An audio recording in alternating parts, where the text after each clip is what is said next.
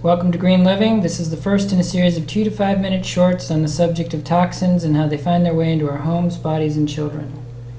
Did you know that your body is essentially a sponge? Lung, skin, mouth all absorb toxins directly to the bloodstream. Toxicologists are discovering what drug makers have known for decades, and that is that these are excellent mediums for absorbing drugs and therefore chemicals. So for instance, skin patches. They're becoming a very popular delivery mechanism for medicines and painkillers. I use them. I started using them after my second time in cancer treatment, and they work just as effectively as pills. Skin patches with microneedles to barely puncture the skin are also being developed and deliver 100% dosages in lab studies. So we should be seeing those on the market sometime soon. And then there's your mouth. Many drugs are designed to dissolve directly in the mouth, under the tongue, especially anti-nausea drugs, and they deliver 100% dosages as well. So if you were about to throw up and you took an anti-nausea drug, you could essentially stop yourself within seconds. That's how effective they are. And now studies are showing that BPA also absorbs readily in the lining of the mouth as well. BPA is found in some plastic bottles and in epoxy resins used to coat the inside of many food and beverage cans, and previous studies have shown that some BPA from the can linings does get into the food they hold.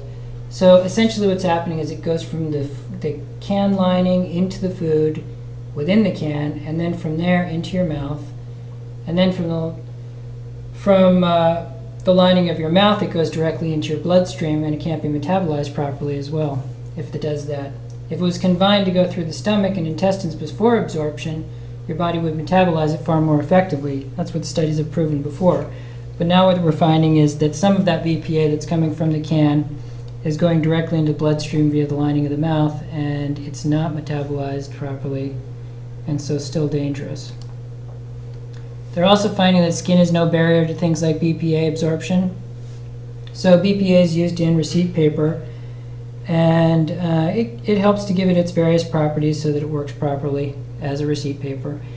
But it also rubs off very easily, and as such, it's easy to get on your hands and easy to stick to your hands, and it can't be washed off very readily.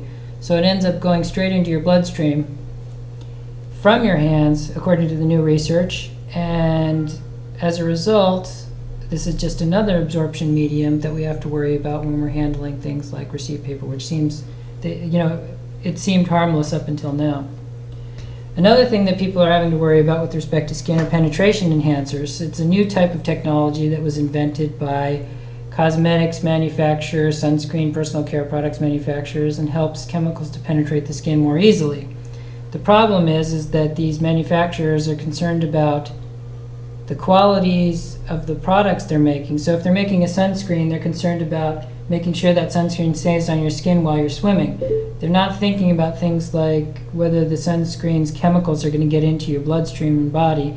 And so we have a little conflict there, because we're going to have to deal with that, considering that these are being used more and more in different types of products. And then there's your lungs. The Clean Air Act essentially cleaned up all of the large particulate issues. So like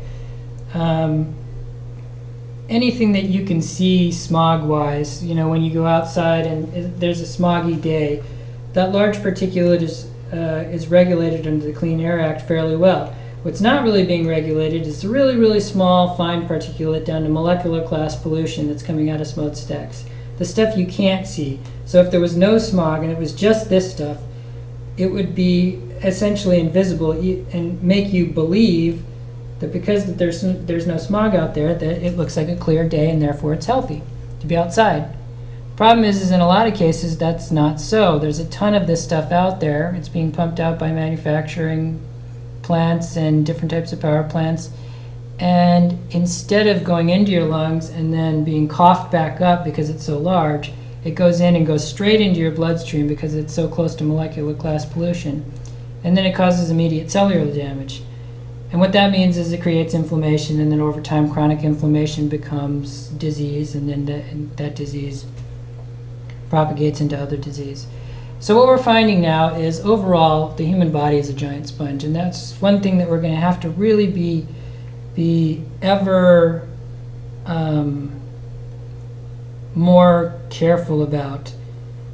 as we manufacture new products and expose those products to the population,